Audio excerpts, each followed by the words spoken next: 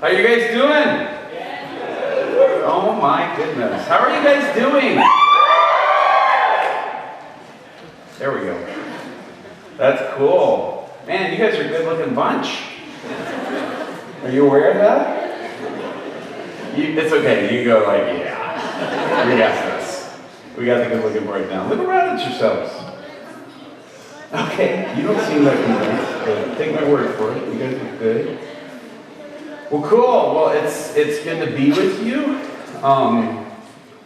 Half of me is from you. My mother was Scottish. Yeah, that's where I get all the good looks from. And she was, if she was indicative of the godly fruit of Scotland, then you guys are doing good. Because she was like the most godly person I've ever known in my entire life. How many of you know who Heidi Baker is? Anybody knows who Heidi Baker is? Oh, 4 of you. Okay.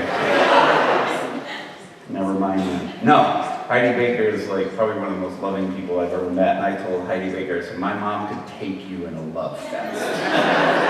She would just take you out, you know. And of course, Heidi's like so sweet. She's like, of course she could. That's what Heidi does.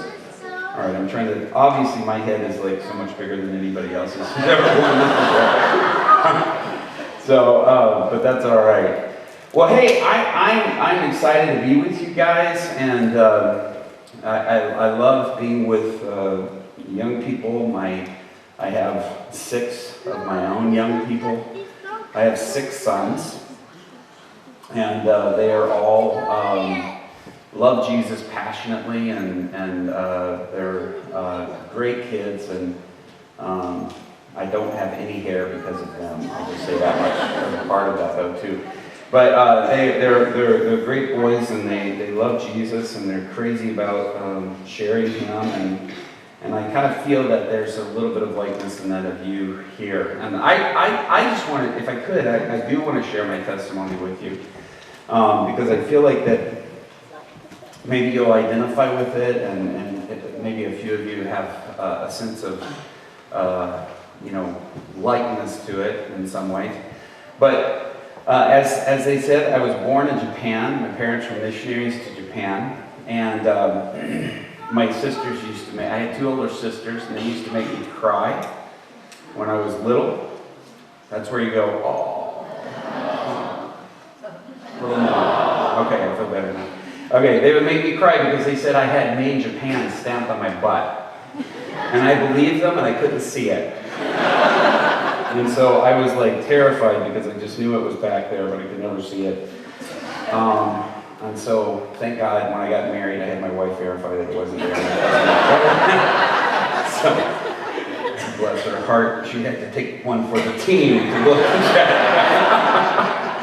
But anyway, before I was born,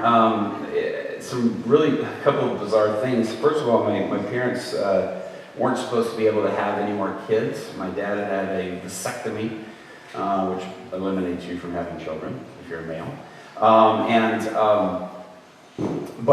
So it was quite the surprise to them when my mother was pregnant, and it was really bizarre because Satan appeared to my mom and told my mom that if she allowed me to be born, that he would kill both her and me at birth.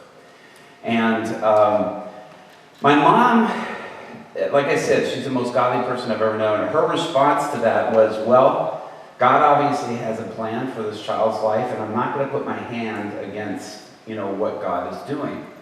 And Satan then appeared to my dad, and it was like the way that they appeared, it wasn't like in a dream or a vision or anything. He physically appeared in the room. And my mom was actually in this laundry room doing laundry, and Satan appeared to her in a human form, and he gave her this message where there was no doors for him to come in, but just appeared there and said this message. And then also to my dad appeared the same way. And there's a reason I'm telling you that story, because that story actually, I believe, has more to do with you guys than it does me. And my dad had the same response. He said, well, God obviously has a plan, for this child, and we're not going to put our hand against anything that God's doing. And so they both had that same response, but neither one of them told each other about the visitation that they had had. And so when my mom went on with the pregnancy, of course, because she was, trusting God, Satan appeared to her actually every month throughout the pregnancy, telling her that same message. And in Japan, it would have been very easy to get an abortion, and if they were in the United States, it wouldn't have been. But in Japan, it would have been pretty easy for them to get an abortion. And so, and of course, there was things that she could have done to try to lose the baby and things like that. But my mom just really, throughout that, trusted God, even though she had times of real, paralyzing panic attacks. And of course, that was just the enemy trying to make her afraid to try to, dispense with the pregnancy. And so, an angel appeared to my mom and told my mom, because of her faithfulness and her response to the Lord, that I would be born, and that I would be born as a result on Easter Sunday morning of that year. And that was a sign of God fulfilling his purpose, in my life. Now, that was good news and bad news. The good news is I would be born. The bad news is that meant I was born 2.5 weeks late. And any woman that has ever had a baby knows a late baby is not a good thing, because that means a bigger baby. And you can only imagine. What are you laughing at? Okay. So anyway, but my mother had concluded the whole time that she would still die. She really believed that the entire time. I mean, it really makes me sad to think about that, but she really believed that. And of course, Easter of that year, that Sunday morning, I was born, and my mother had written a note to my dad, basically saying goodbye, because she thought that she would not live. But guys, let me tell you something. Satan's a liar, and he'll lie to you, and he'll threaten you with things he can't even do. But he'll try to get you to believe it, to get you to do it for him. And that's what he was trying to do. And I believe that has so much to do about you guys, because here's the thing. My life is committed to letting every one of you know how much power and authority that you actually have, and how much that you and I are not even using all the power and authority that we have, and Christ is inviting us to use it. And he wants us to step into that. He wants us to use that for his glory. You are so powerful with Christ in you. And we have no idea how much power we actually have and how much authority we have. And if we'll use it with the humility that Jesus used it with, if we'll use it with that purpose that Jesus used it with, which is to glorify the Father, not himself, man, we'll see so much more happen on this planet that we live in and that we live on. And so anyway, I would love to say my childhood was therefore walking on water or multiplying, peanut butter and jelly sandwiches. It was not. So it wasn't, it was sort of, from my perspective, it'd be wow, why did the enemy waste his time? There wasn't much there. But when I was 7 years old, we had these, it's sort of uneventful, but when we were 7 years old, my parents moved back to the United States, and I went to go speak at this, at 7, I went to go preach. We had these speakers come in, these guys from the local university, and they came in and they were preaching at our church. And here, as a 7-year-old, it was the first time I had heard the gospel being shared from somebody other than my parents. And as they were sharing this, and they turned all the lights out in the sanctuary, and they lit one little candle. Now, we didn't have light shining in from that. But if you can imagine just one little candle, like a birthday candle, and this whole room being dark, immediately everything gets dark. But soon your eyes begin to adjust, and that little candle illuminates the whole room. And they were talking about, God has intended you to shine your light. He's intended you to let your light shine, and for you to share Jesus with people and to bring people to Christ. And so my eyes started to adjust as they had that, all of a sudden I'm looking around and the whole room is glowing from this tiny little candle. And they were like, see what impact one little candle has on this whole room. And it was a sanctuary that would seat about 300 people. And it blew me away. And so that night they said, if you want to light your candle, if you want to burn for Jesus, we want you to come down and accept Jesus right now. And guys, I jumped up at 7 years old. Now, here's the thing. That morning, I had stolen 2 sticks of gum from my sister. And I knew that it was the start of a hardcore thief, criminal life by stealing those 2 sticks. And conviction hit me, and I thought, oh, dear God, I'm a thief. I'm going to be a criminal the rest of my life. I need Jesus bad. And so I got up and I ran down there. And there was a bunch of young people there. There was probably about as many as there are in this room, and several, came down. And I remember praying down there and giving my life to Christ, and it was so powerful. Well, we had these guys all week long in our church, and they were ministering, the entire week. And so the next night, and they told my dad, they said, look, we don't have like a bunch of messages. We only have one. And he goes, I don't care. Preach the same one every night. So every night, for 6 days, they preached the same exact message, lit that same candle, and every time they did, I came running down there. And it wasn't because I'd stolen more gum, but after finally the third night, my mother comes up to me and she goes, Robby, and she goes, come here. And I said, what? She goes, you know that you only have to do this one time. You don't have to keep doing this again and again. And I told my mom, I said, I'm not doing this because I feel like I need to do it. I said, I feel something down here. And I like what I feel. And I didn't have the words for it then, but now I know that to be the presence of God. And I was attracted to God's presence. I could feel God's presence down there. And I wanted to be close to God's presence. I didn't care what it took. I didn't care what I had. I just had to be close to where God's presence was.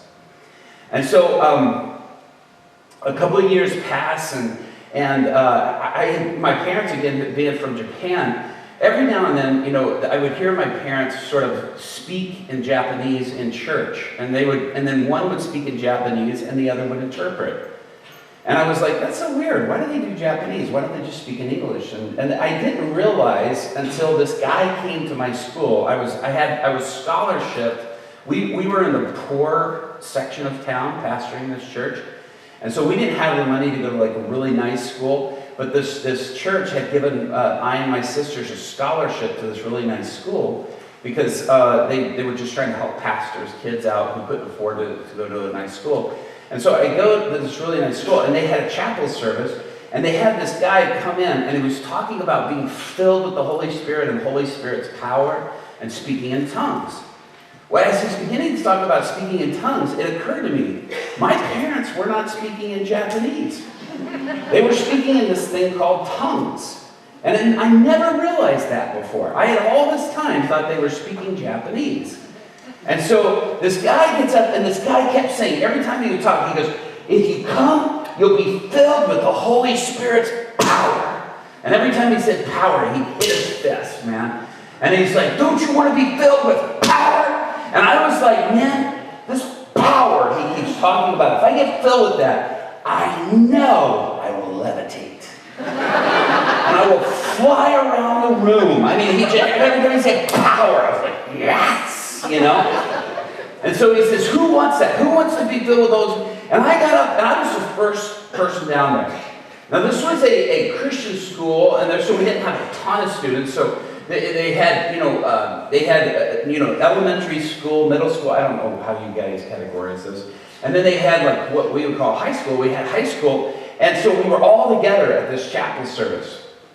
And so there was this one guy who was about 16 years old he played on the football team. He came forward. And then there was the popular girl in school. The one that she was popular and she thought she was popular and thought she was really cool. But she actually came forward, which I thought was cool. And they were standing on either side of me. And so he first goes to the girl who's popular, and she's kind of like just standing there like, okay. She's kind of looking around like, I hope I'll get called while I'm waiting up here, for this one open. And so all of a sudden, he comes up and he prays for her, and she's just kind of twirling her hair. I'm like, and then all of a sudden I look, and her hand starts to shake. And I'm like, that's cool. And I'm like, if she starts levitating, I'm in, man. You know, and all of a sudden her hand starts shaking. She's like,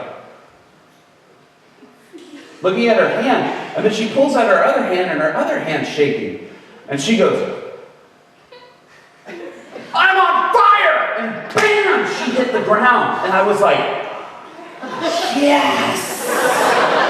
And I kept looking down, looking to see if she was levitating yet. And I'm like, man, she's catching air, man. She's going to catch air at any moment. And I kept watching, nothing happened. And she's like laying on this, she's like, ah, fire, fire. And I'm like, yeah. So this dude comes to me and he starts to pray for me.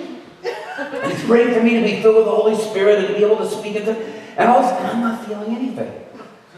And I'm like,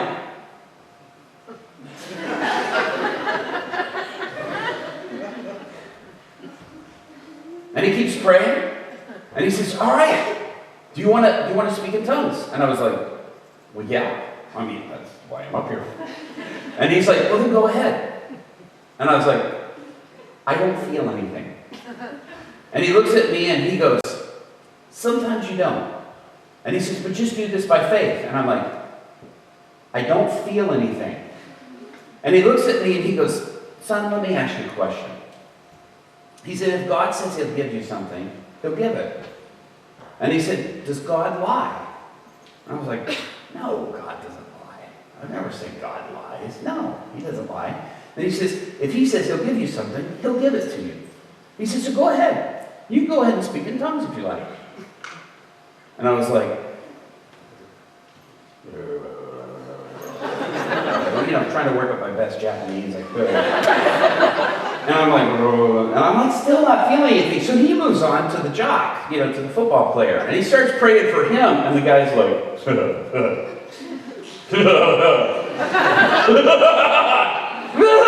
bam! He hits the floor, and I'm like,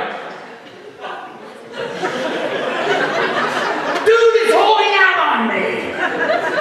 And he's like all flopping around. He's like, she's over there, I'm on fire! And I'm like, what are you holding back from me for? And he goes, does God lie? And I'm like, no. He's like, just keep doing that. So I run home after school, and I told my mom, I said, guess what? I said, we had this guy come to school. He talked about being filled with the Holy Spirit, speaking in tongues. And I said, thank you. I thought this was Japanese the whole time. And I said, and he prayed for, I said, but Mom, I didn't feel anything. And I said, what's wrong with me? And she looks at me and she goes, oh, sweetheart, it's not you. You don't have to. And I said, yeah, but they were flopping around. I didn't. And she goes, sweetheart, does God lie? And I'm like, what is this with God lying? No, I've never accused God of lying. And she goes, if he says he'll give you something, go ahead, you know, keep speaking in tongues. And she goes, you'll find power comes as a result, and the effects of power in your life. And I was like, well, I still don't feel anything. And so I kept it up. She was just doing a little bit of that every day. And so I was working up my best Japanese every day, a little bit. And about 2 weeks later, I go to this park that was down the street. And we had this girl who would come to the park, and her name was Tina. Now, I affectionately referred to her as Evil Tina. Because Tina wasn't just like a normal Tina. Tina was like evil. And like every one of the, every one of the things at the park she claimed was hers. She would go to the swings and grab all the swings. She's like, they're my swings, get away. She would go down the slide and stop herself at the end so you couldn't slide. And you'd be like, hey, you want to slide? She goes, it's my slide. She would be on the teeter-totter, sitting on one end. And I'm like, you do realize it takes two people, right? She's like, it's my teeter-totter, get away. And I'm like, all right. She just sits there all alone. And then finally, we were constantly trying, and she would hiss at me and spit at me. I know she was like the daughter of Beelzebub. You know what I mean? She was evil. And so after several weeks of after this guy had come, and I had been praying like this, and I had tried to share Jesus with Tina several times. I remember I was 9 years old. And so I went to the park that day, and Tina was there by herself. There was nobody else in the park. And so I walked up to her and I said, hey, Tina, I said, I want to tell you about Jesus again. And she's like, okay. And I'm like, really? She's like, Dad, I'm like, you're not going to spit on me again, are you? She's like, no. And I was like, okay. And so I start telling her, and she just stands there kind of listening, but with this sort of scowling look on her face. And then at the end, I said, hey, Tina. I said, it took about 5 minutes. And I said, hey, Tina, would you like to accept Jesus? And she goes, yeah. And I was like, what? And she goes, yeah. And I'm like, really? And she goes, yeah. And I'm like, you're serious? You want to accept Jesus? And she goes, yeah, I think I'd like that. And I said, all right, well, you're going to have to kneel in the sandbox. As evil as she was, I felt like it had to hurt when she was kneeling. You know what I mean? And I'm like, lift up your skirt. Because she had this little skirt on. I made her lift her skirt and put her knees in the sand, man. I was like, as evil as you've been, this has got to cost you something. And so right there in the sandbox, she's kneeling, and I pray with her, and she gives her life to Jesus. I mean, I've thought about it many times. And Tina's probably like a minister now. And she makes people kneel in sandboxes. Probably to this very day because of that episode. And so she gets up and she goes, that's awesome. And I was like, really? And she goes, yeah. And after that, I saw Tina just become this different person. And that was so cool. And I ran home and I told my mom, I said, guess what? I said, I just prayed with Tina, evil Tina, and she just gave her life to Jesus. And my mom looks and she goes, see? That's because you've received power in your life. And I was like, that's it? And she goes, that's it. And so I kept doing that, and I kept, practicing that. Well, as I got a little bit older, when I hit about 12 years old, all of a sudden, because my parents were in ministry, I got to where that I felt like my dad was a really smart, brilliant person, like in business. He was a real entrepreneur, but he was a passionate evangelist. A really good preacher. My mother was an incredible Bible teacher. They were Bible profs at a Bible college.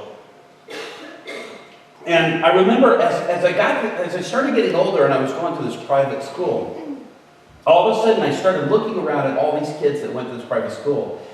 And they had like nice cars. I would go spend the night at friends' house, and they had really nice houses, and we lived in the hood. You know what I mean? We lived in a rough area. And I started feeling like, man, I don't like where we live. And I don't like the fact that my parents are pastors. And they need to stop pastoring and go get real jobs and make real money like all my friends and drive these nice cars. And I started becoming really bitter. And I started getting angry about my parents being in ministry. And what that did is that opened me up to all of a sudden starting to have these demonic visitations. And demons started coming to me at night, and they would torment me. I mean, they would terrify me. They would say things to me like, you're one of ours, and you belong to us, and you're going to be on our side. And they would say all these messages, and I would be terrified.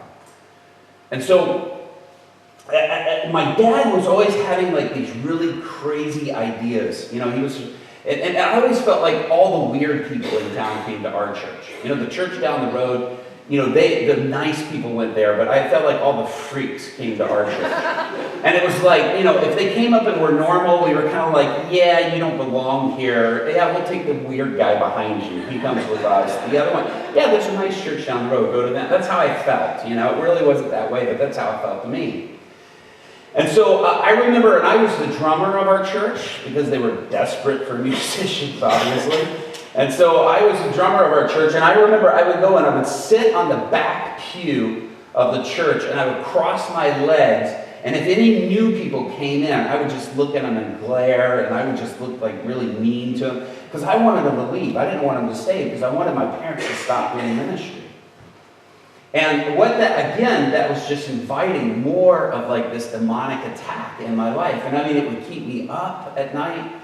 It was terrifying, absolutely terrifying. And I never told my parents. My parents could have prayed and broken this, but I never told my parents because I was afraid they would think I was crazy and they would put me like in some institution. I mean, that's what the enemy was telling me. And I never told them because I was too scared to. And my dad would come up with these like really crazy ideas. Like one day he was like, this city needs like a mobile chapel. And we need to put like a chapel on wheels. And so we took what we would call a piano moving van, which is like a big van. I don't know what you guys would call it, but it was a piano moving van. And we took and we gutted it out, and we put like carpet on the walls. We put like these benches on the side that were almost like pews. We put these cool lights in. We mounted this pulpit at the front. And we would listen to, the name of this mobile chapel was called Cruising Crisis Chapel. And it was like spread across the side, it was across the back, it was across the front, it was on the roof. Why? I'll never know. It's like airplanes would go, oh, there's the cruising, you can't get there, but there it is, nice. You know, I'm like, why did we have it on the roof? And so we would listen to police scanners, and they would have calls of like emergencies, like murders or stuff like that. And my dad would be like, let's go! And we'd all go pile in the Cruising Crisis Chapel. And we would race to the scene, and we would throw open the doors and be like, anybody need prayer? Anybody need, come here, we'll pray for you, right? And I remember all the time we would go, I'd be like, oh, Jesus, please, hope this not be one of my friends at school who's like shot his sister or something. Please, help that not, because I was so afraid they would see us running, and it had flashing lights on it. It was like, oh, so obnoxious. And I remember at school, there were these really nice like Jaguars or BMWs or Mercedes-Benz, and then right behind that would be the Cruising Crisis. Yeah. Come and pick me up from school. And I would tell my mom, go down the road. Don't pick me up in front of the school. Like, go down the road, like a mile down the road. I will walk. I don't care if it's raining. I will walk in the rain. Do not get out there in front of that Cruising Crisis Chapel. And my mother would roll down the window, pull up, and she'd go, hi, Robbie, come here, let's go, come on, sweetheart. And I'd be like, oh no. And so I was really embarrassed. But what that began to do again is even more demonic attacks started coming. And I remember one night it got so bad that I was scared to death to sleep alone. By this time I was 13 years old. And I was afraid to sleep alone. And so at 13 years old, can you guys imagine, the guys in the room, I asked my sisters if I could sleep on their floor in their bedroom. That's how bad it got. And my sisters are like, why? Because you want us to protect you? And I was like, no, because I want to protect you. And they were like, they didn't buy it. And so I was sleeping on the floor in their room, and I'll never forget, one night, all of a sudden I woke up in the middle of the night and I saw these two dark figures like standing on either side of me. And I saw this light glow. I begged my sisters that night to leave the light on. I was so terrified. And I said, please leave the light on. And I saw this glow like of a light underneath me. And I thought I was in a box because when I opened my eyes, I could see like what I thought was the lid of this box right in front of my eyes, like about this far. But I saw this glow under me, and I looked down, and I realized I was in the air. I was levitating, not by God's power, but by demonic power. And I looked down, and my sheet was hanging over, and I saw our little dog. We had a little dog named Buddy. And Buddy was like that tall, but he thought he was like a Great Dane. Like he thought he was a monster. You know what I mean? He would go up against like German shepherds in the park, and, like, ah, and they would be like, because he was a little dog, but he was fearless.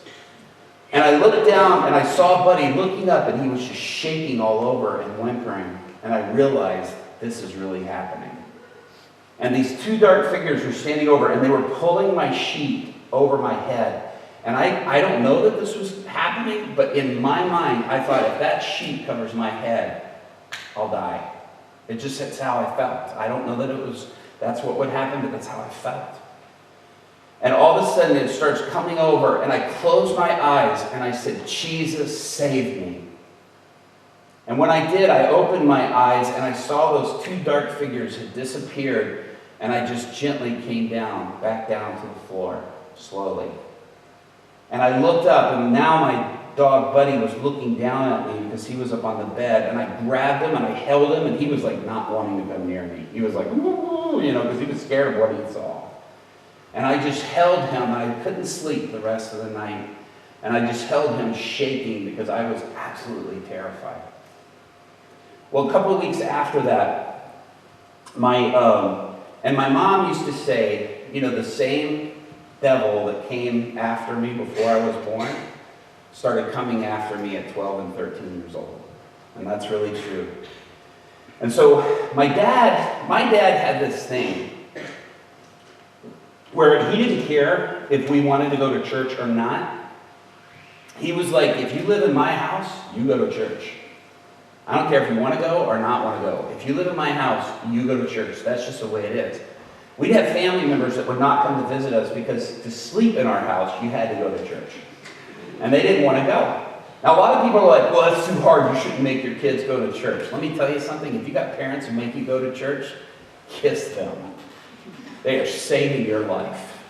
And I'm telling you the truth. Never begrudge that. That saved my life. And I thank God that my parents never relented. I always tell people I had a drug problem. I got drugged to school. I got drugged to work. I got drugged to church. All right, forget it. See, that was like my dad's joke, and I thought it was like, obviously didn't. But I did drug her. And my dad came to me a couple of weeks after that episode. I still had never told my parents. And my dad came to me and he goes, tonight we're going to a youth group across town. And he said, so I want you to get ready. And I said, well, I don't want to go to some other youth group because this is our church. And I said, I only have to go to this church. And he goes, get ready, you're going. And I was like, all right. And so I go in my room, I get ready. And so we go, and we walk in this place. Now, this church had this incredible visitation of the Spirit. It started off with about 25 or 30 young people, and they decided that they were going to fast and pray and cry out to God until a revival broke out. And so they started fasting and praying, and guys, let me tell you something. There was this visitation of the Holy Spirit that came, and that youth group grew from 25 young people to 1,000 in 1 month. Yeah, it was incredible. Local newspapers were doing articles on it because all of a sudden just young people started coming in like crazy. And this is back before, you got cool instruments here, and there's distortion pedals. Back then, when I was a kid, you didn't play that stuff in church. You got cool lights. We didn't have cool lights, man. You weren't, that was like ungodly. And so we went, and I was shocked because these guys were getting up and they were playing like this rock music and worshiping Jesus. And I mean, they were just like screaming their guts out, just worshiping Jesus with their whole hearts. And I was like, what are they doing? And these young people would come running by. And I mean, it was like cool music. They weren't great musicians, but they were just so excited about Jesus. And there was like a group of young people, and these were kind of like the cool kids at my school. They weren't those kids, but they were kids like them. And they come dancing by the aisle that I'm sitting on, and they're screaming out, "We love you, Jesus! We'll die for you! We'll tell everybody about you!" As they come dancing by me. And I'm like, what are they doing? I'd never seen anything like that before. And I looked at my mom, and my heart was so hard. My mother, she thought all rock music was like of the devil. Like it was like Satan literally created rock music like in hell and made it especially to trap and snare people, And so even Christian rock was even doubly evil, because that was like saying I'm a Christian Satanist to her, was Christian rock. And so all of a sudden this music is like really cool, like rocking music. And my mother turns and looks at me and she goes, Rob, and she has this big, like, weird, goofy sort of smile on her face. And she goes, Robbie, is this the kind of music you like? And I was like, inside going, I really like it, but my mother likes it. That's like jacked up. I can't like something she likes. That would just be, ugh. And so I looked at her and I said, no, I hate this music. And she goes, really? I thought this is the music you like. And I said, no, it's stupid. And she goes, really? And I said, yeah. And about that time, another group of these young people come dancing by. We love you, Jesus. We'll die for you. They're just screaming out. And I looked at her and I said, why are those young people dancing like that? And she goes, because I think they're excited about Jesus. And I said, well, that's stupid. And she goes, you really believe that? And I said, yes. And then about 10 minutes later, they come dancing by again. And I looked at my mom and I said, why aren't I dancing like that? And she goes, what? And I said, why aren't I dancing like that? Why aren't I excited? Why aren't I excited about Jesus like that? And she goes, I don't know. Why? Why not? And I said, because it's stupid. And she goes, you really believe that? I said, yes. And I really didn't. I was jealous of them. I wanted to be that excited. And so then a few more minutes passed and they had a guest speaker that night. And this guest speaker, she was this lady that was probably about, 58 years old. And she had gray hair and she was in a business suit, speaking to 1,000 young people. And she gets up to preach and they're introducing her and I'm like, oh, I will go to sleep with this old lady preaching. This is not going to work. I'm like, why did they let this old lady in here? I mean, what does she have to say to young people? Who wants to hear her? And so I'm like, oh man, I'm going to get ready to go. So I'm like sort of snuggling up against my mom, getting ready to go to sleep, because there's no way this old lady can keep a 13-year-old boy's attention. You know what I mean? And all of a sudden she gets up, and within 5 minutes of her talking, I couldn't take my eyes off her. I went from snuggling up to my mom to slowly leaning forward and my eyes getting bigger and bigger and my jaw dropping. Everything she said was like an arrow straight into my heart. And she finishes this message, and at the end of the message, she looks back, and we were sitting in this far back. This church had exploded with growth so much that they had to knock out the entire back wall of the church. And they had to put chairs in the parking lot because they had no place for people to sit. And so we were sitting in this far back section, way over here, amongst, by this time there was about 1,500 young people. And we were sitting way back in the section, and she looks back, and she goes, and drummer? She goes, you play the drums for your church, and you're sitting right back here. And then when she said that, I was like, because she was like pointing right at me. And she goes, drummer? She goes, I don't know your name. She goes, but I want to tell you something. She goes, Satan's been trying to kill you before you were even born. And my heart dropped, and I was like, oh, my mother passed a note to her. And my mom was like going, looking at me, and I'm like, do not look at your mother. Do not look at your mother, And she goes, and drummer, she goes, I want to tell you. She goes, even Satan has been coming after you recently. And he's been visiting you and tormenting you every night. And she goes, drummer, I want to tell you why. She says, because the Lord has a message for you. And she goes, drummer, you listen to me. The word that God has for you is the words that Jesus spoke to Peter, where he says, Simon, Simon. And that was Peter's name before Jesus changed it. He said, Satan has desired you to sift you and destroy you like wheat. She says, but drummer, you listen to me. This is what Jesus says to you tonight. But drummer, I've prayed for you. And when you turned around, I'm going to use you to strengthen your brothers and sisters all over the world. Man, when she said that, it felt like somebody just punched me right in the stomach. And she goes, drummer, I don't know your name, but I want you to come up here because I want to pray for you right now. Guys, I jumped out of my seat. I was crawling over this pew that was out in the middle of this parking lot, trying to get out to the aisle, and I ran to the front.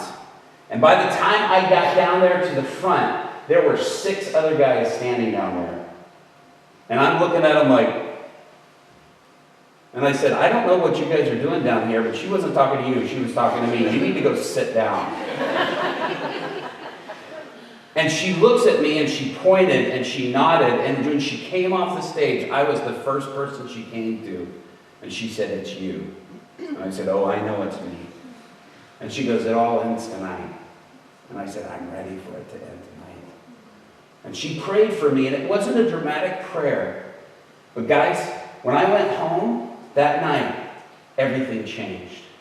I never had a demonic visitation like that again. I never had any more attacks like that again. And all of a sudden, guys, I was sitting on the back row of our church. That next Sunday, I moved to the very front row. We had this little old lady named Granny Maddie. And she would always sit in the front right side at the very front of the pew. I took her spot. She nearly left the church over it. And I was like, "I don't care, I ain't moving. I'm sitting right here." Now, my dad was a preacher. My dad was a pastor, but I sat there, I bought a brand new notepad, and I had my Bible. Every service, I would take notes, and I would write down stuff, and I would sit there, and I would go back, and I would look at those notes. I didn't care what. I told my dad, we had a Wednesday night and a Sunday morning service. I told my dad, I said, "We don't have enough church services around here. We need to start another one." And so he added a Friday night service just for me. I mean, there was me and 2 old ladies that came. That was it. But we had it because he's like, "Man, if my kid, who was like, the spawn of Satan before, now wants another church service, I'm giving it to him." You know what I mean? And I sat there and I went to my dad and I said, "We need to start one of those bands like that church." I said, "We need to start one of those revivals here. We need to do whatever it takes."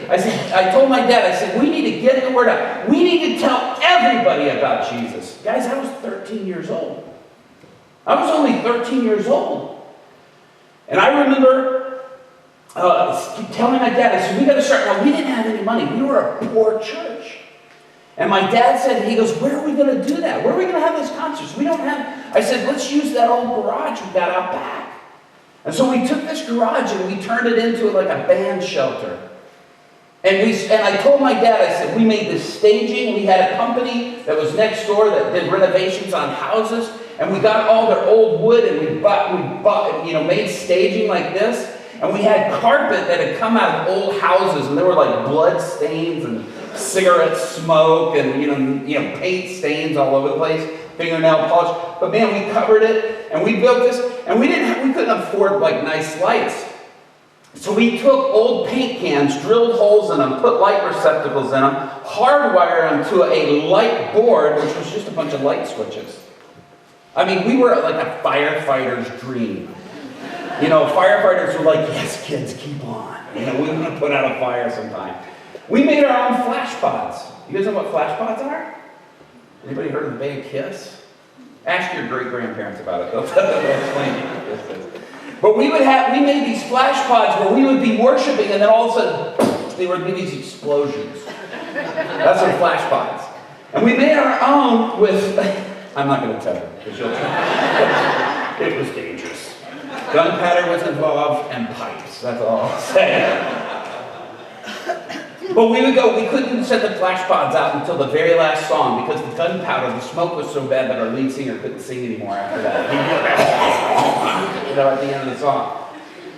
But we were so ready, and so I went to a printer, and I told this guy at a print shop, I said, "I need you to make 5,000 flyers. And he goes, "What?" And I said, "Yes." He said, "For every flyer, there's going to be a young person that's going to give their heart to Jesus if you'll make these flyers." And the name of our band, guess what it was called? Power. Of course. Power. And so we had this flashing light that said power, and the W, the P, the R, they were all like lightning bolts. I mean, it was so cool. And so we would flash that, and explosions and flashing lights. And we didn't have like nice gels that would cover the lights. So we took those, you guys, ask your grandparents about this again. But we had these plastic covers that would cover sheets of paper. We would cut those, and we would put those over the lights. By the end of the evening, those were melting. And so it was like liquid fire falling from the lights at the end of the evening. But we were so excited. And I went to this print shop, and I said, "Would you make this?" And the guy at the print shop says, he goes, "Kid, how much money do you have?" And I said, well, I don't have any money. And he goes, well, kid, that printing costs money. He goes, you got to have money. And I looked at him and I said, do you not understand? Young people are dying without Jesus. And those flyers are the thing that's stopping them from knowing them. And I kept talking to this guy, and finally he's like, okay, kid, if you'll just shut up. He said, I'll make 1,000 free. And he goes, but you come and you work for 2,000. And he goes, you come and clean up the print shop and you do all this stuff. And he says, if you'll come and do that, he goes, I'll make you 3,000, but you're going to pay for 2,000 by working here, and I'll donate 1,000. And I was like, yes. And so our band, we started working on our band. We started practicing songs because we were going to have this sort of grand opening night, you know. And we were, imagine the worst band you ever heard being like here. We were here. Like we were really bad. Like our guitar player had rusty strings and he didn't realize that was bad. You know, I mean, it was that bad, you know. And so, but we made a lot of noise and we worshiped our guts out. And so I was so excited. For months we were handing out these flyers. As soon as I get out of school, we would go to the public schools and hand out flyers. And we were like, and we had the front picture that had the Power logo on it. It had a picture of Jesus. And it says, now appearing at Power. A picture of Jesus. And so we were handing those out, and I remember the big night, the night that it was going to be this unveiling night. And I was so excited. And we were sort of looking out. My dad was getting out to introduce us. And guys, it was amazing. That night, people came pouring in. Pouring in. We probably had 20 people pour in. I looked out, there was like only 20 people. And I looked at the rest of the bandmates, and I said, do you see all those people out there? And they were like, Robby, there's 20 people out there. And I said, do you know what I see? And they said, what? I said, I see 2,000. And they're like, you need glasses. Because there's only 20 people out there. And I'm like, well, I see 2,000. And I said, for each one of those, there's another 100 that'll come if we share Jesus with them. And they got up and they introduced us, and I remember walking out, and this was in a town called Atlanta, Georgia, and I get up like, hello, Atlanta! And they're like, hey! Robby, there's only 20 of us, you know? But we got out and we worshiped our guts out, man. We worshiped as if there were 2,000. We were singing. And I was the preacher of the group. Guys, we did that for 4 years, every Saturday night without stopping. We kept doing it over. We never had more than 50 people ever show up. But we never stopped. We just kept going. We kept doing it no matter what. And finally, one day, when I was 15 years old, we got an invitation from this church that was First Methodist Church of Atlanta, Georgia, in the downtown area. And they invited us to come, and they invited us to play on the front lawn of their church. And I was like, this is our big break. And I told the band, I said, this is it. I said, after this, we're getting signed. We're getting a record deal after this. And they were like, Robby, you know, this is not a big break. This is just a church downtown. I'm like, no. There's going to be thousands there. And we got out there, and we didn't have like portable staging. And so I went to that place that rehabbed homes next door, and I asked them if we could borrow some of their scaffolding. And so I put my drums on top of this scaffolding stage. So my drum set was 6 feet off the ground. I kept trying to get our guitar player to jump off of it at one point in the song, and he wouldn't do it for some reason. I don't understand why. And we got out, and we made some lights to come, and they're flashing, and we're worshiping, and we're just singing. And man, guys, it was really cool. We had probably about 250 people come out on that lawn. And I was excited, and again, I was kind of the preacher of the group, and my dad said, now this is how bad of a band we were.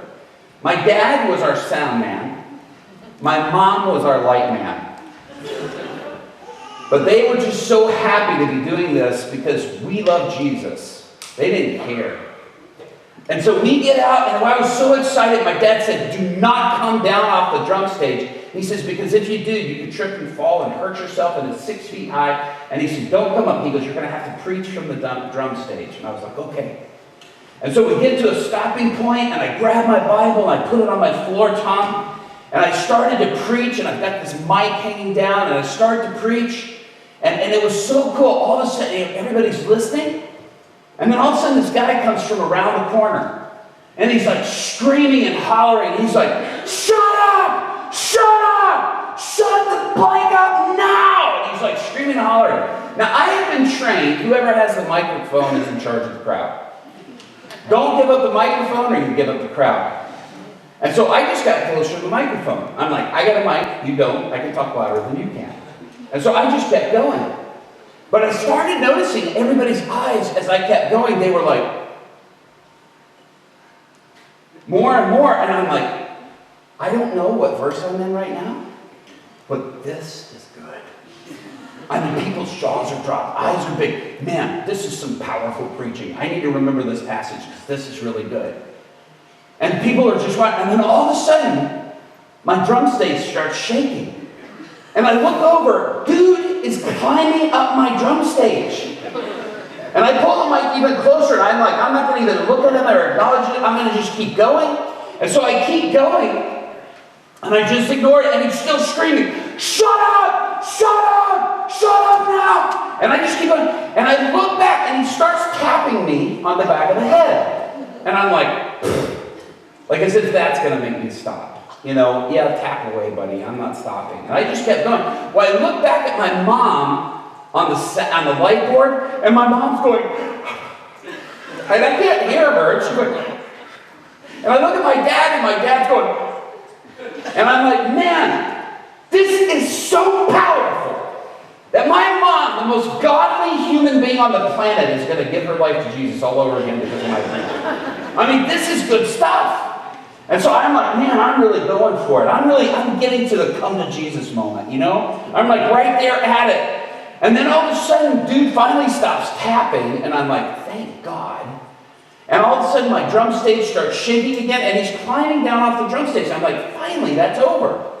And then the pastor of the church that was hosting us, he steps up to the microphone that was on the ground, and he goes, all right now, and his voice was shaking. I'm like, man, this guy pastors a large church. Why is his voice shaking? Man, this is not a big crowd. And he's like, all right now, we're sorry if we offended anybody, and the concert's over. God bless you, just go home. And I'm like, why did he stop? My mom, the most godly person on earth, was about to give her life to Jesus, and you just interrupted it. And then all of a sudden, our bass player comes running up, and I'm like, what happened? And our bass player comes running up and climbs up the drum stage, and he goes, Robby! And I said, yeah. He goes, dude! He goes, that was crazy! And I said, I know, right? I said, this was like really good preaching. Like, everybody's jaws are dropped, their eyes are huge. And he goes, I don't know what you're talking about. He goes, I'm talking about when the guy had the gun to your head.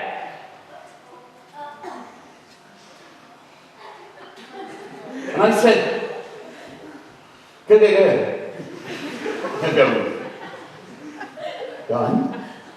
And he goes, yeah, that was awesome! And I'm like, a gun. A gun. And he goes, yeah, dude. He goes, you were fearless. And I was like, yeah, fearless. And he goes, dude, that's so cool. And he's like patting me on the back. I'm like, good. And I climb down off the stage. And I go out, and he's like, everybody's like, wow, Robby, that was incredible. And guess what happened? That guy walks up to the pastor of that church, and the pastor's like, hey, I'm sorry. And he goes, no. He goes, I was wrong. And he looks at the pastor, and he goes, I want what that boy has.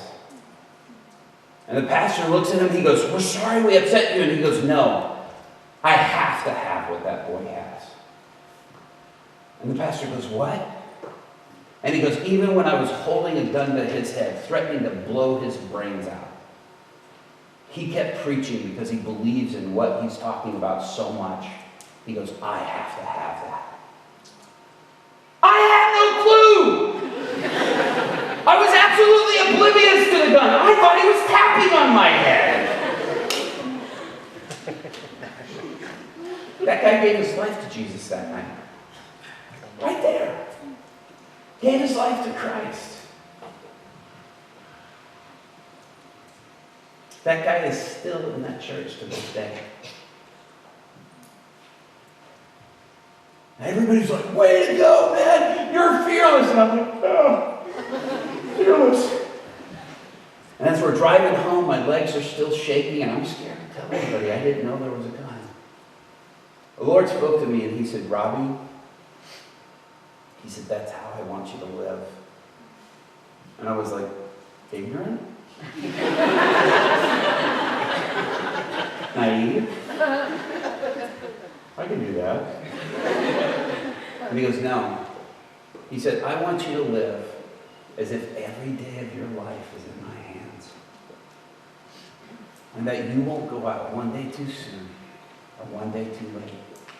That all your days belong to me. No matter what. You guys, I just said, Lord, I'm not sure if I know how to do that. But if you'll help me do that, it's all yours. Because I want to be like those young people that were excited and on fire for Jesus. And didn't care what people thought about them. Didn't care what people thought. Didn't care if they looked foolish. They just wanted all that they could get for Jesus. They wanted to tell everybody about Jesus. Guys, from that point on, I've been hooked. I'm telling as many people about Jesus as I could. Let me tell you guys something. God wants to put his power on your life. He wants to put his presence on your life. He wants to demonstrate the reality of who he is through you. Can I tell you? How many of you have prayed for revival? Raise your hand.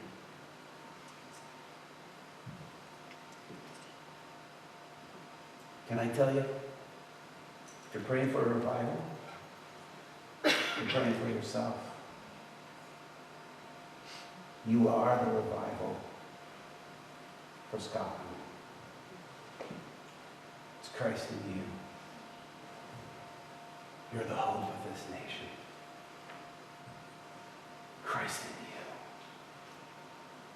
That's God's plan to see your nation change. That's God's plan to see the entire world change. Can I show you guys a short little video? Is that okay? You can answer me. Is that okay? And I want to show you this because I want to show you how God wants to use you. This is a little video of my friend Brian Welch, who's one of the lead guitar players for Korn. If you guys are listening to his music, I would encourage you not to. Brian actually would say the same thing. But Brian, he left Korn when he gave his life to Jesus because God completely delivered him from drugs and just, his life was just a mess. Completely turned him around. And then 8 years later, God spoke to him and said, I want you to go back. And he said, no, I will not go back to that. And the Lord kept speaking to him and speaking to him. Finally, he said, if you tell two of my pastors that I'm supposed to go back and neither one of them have talked to each other, then I'll do it. And God spoke to two of his pastors, a senior pastor and another pastor, and told him, the Lord said you're supposed to go back. And so he went back. And he said, the Lord spoke to him and said, I want you to preach at every show. I want you to gather people and I want you to preach to them and tell them about Jesus. And so I've been helping Brian for a while now, or to gather people after shows and bring them together. And he wants to only do it with like 50 or 60 people because he says, I want to look them right in the eye when I share my testimony and when I share Jesus with them, when I see them accept Jesus.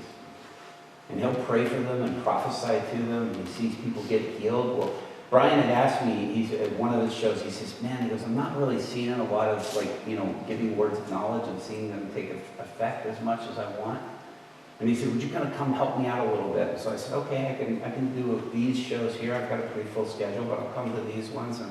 And so this is one we came to. Now, this particular night, there was this guy that we'd invited back, and this guy was so drunk and so plastered, and he was like hollering out, his speech was slurred, and he's like, I want to take Head, you know, that's a stage name, Head. He goes, I want to take Head to the best strip clubs in Illinois. He goes, somebody tell me the best strip clubs. I want to take Head there. And I was so mad at this guy because he had this girlfriend there, and she was so embarrassed and so humiliated by what he was saying. And it just made me so mad, you know? And so all of a sudden, Brian came out, and when he did, and I was trying to keep this guy quiet, and I'm like, man, we've got to kick this guy out of here because he's going to mess this whole thing up, you know? And Brian came out, and he preached the gospel, he shared his testimony, and then he turns and he looks at me, and he goes, Robby, do you have any words from the Lord for people? And I got up, and I said, yeah, and I pointed at this one guy, and I said, this guy right here, I said, are you out of a job? And the guy goes, yeah. And I said, because of that, you've got some real financial problems. He goes, I've been out of a job for 6 months because I can't get work. And he goes, yeah, I'm in bad financial shape. And I said, no, I'm not sure what's going on with your back, but I said, is your lower back jacked up? And he goes, yeah. He goes, I can't bend it. I'm in horrific pain right now. And I said, you're in pain now? And he goes, yeah. And I said, come here. And so I prayed for this guy. And I said, now check your back. And this guy goes to check his back, and he looks shocked, and he goes, there's no pain. He goes, it's all gone. And I said, that's really cool. And I said, now let me tell you something. We stop and think that like in places like that it's not going to happen as fast. Can I tell you? It happens faster. In places that are darker. And so he says, I don't feel any pain. I said, let me tell you something. I said, Jesus just introduced himself to you, and he just showed you how he wants to use you the rest of your life. And I said, matter of fact, let me demonstrate that to you. Come here. And this guy was not a Christian. He wasn't following God. And I said, let me show you something. I said, is there anybody here with problems in their knees? And Brian Welch speaks up, and he goes, Robby, no. He goes, this guy right here. And he points to the drunk guy. And I'm like, oh, Lord, no. And he goes, this guy, he goes, he broke his back 8 years ago at a corn show. And he says, he can't bend past this. He goes, pray for him next. And I was like, oh man, this is the drunk, crazy guy. And so I said, okay, I said, come here. And so he comes over, and so I have the guy that's not a Christian, but whose back was just healed. I said, let me show you how Jesus wants you. And I said, now repeat this prayer after me. And we'll show the video and the testimony. Make sure the volume's up enough to where they can hear it if you would. And it's the corn one. Jesus healed. All pain get out now. Vertebrae line up. Muscles relax. Nerves be loose. Be healed for the glory of Jesus Christ. In Jesus' name, amen. All right, my brother, now check your back. Go ahead and check your back. You can feel it, can't you? Can you feel it? The presence of God was all over this. All right, go ahead. He's all over me. Holy Spirit's all over me right now. Give me a number where you're at right now, my friend. See that? That's how it's just now. Don't be nice. You were at 10 and pain before. 0's no pain, my friend. I can't get over the pain. Where are you at now? Don't be nice. Tell us. Not being nice. I just touched my toes for the first time. Jump. Don't be nice. Don't, yeah. So Jesus just used you to heal his back. No matter what you believe, no matter what you feel. And in doing that, he showed you how he wants to use you the rest of your life. And doing that for people. And he just demonstrated that to all of you. Guys, this is guys. So this is my buddy TJ. So what do you got to say, TJ? I'm TJ. I was fortunate enough to be here today, chosen. This larger gentleman had back problems as well. They touched him, they healed him. I spoke up. If this is real, can you please help me? He touched me. What's wrong with your back? Prayed for me. I had broken my back in 2008. I have herniated and bulging lumbar 5 through 7. Haven't been able to touch I couldn't go past my knees. Haven't been able to touch my toes in 8 years. Sucked in on bed. Today, they touched me. They brought it to me to where I could put my hands all the way up and come down.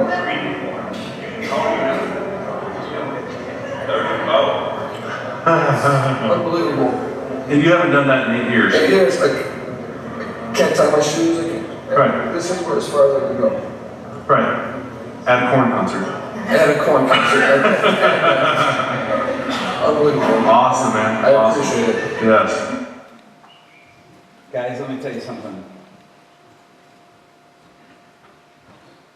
We stop and we think, we can't do this. That guy praying for the guy wasn't even a Christian. He's praying for a guy who's an atheist. Both of them get healed, and both of them give their lives to Christ right after that. The drunk guy, you're hearing him speak clearly because he was instantly sober as he was being healed. That same power lives inside of you if you have a relationship with Jesus Christ. It lives inside of you. And guys, let me tell you something. We need to let it out. We need to put Jesus on display in our community. We need to put Jesus on display in our schools. Not just talk about him, but put him on display for everyone to see. Because if they see him, they'll know that they want him.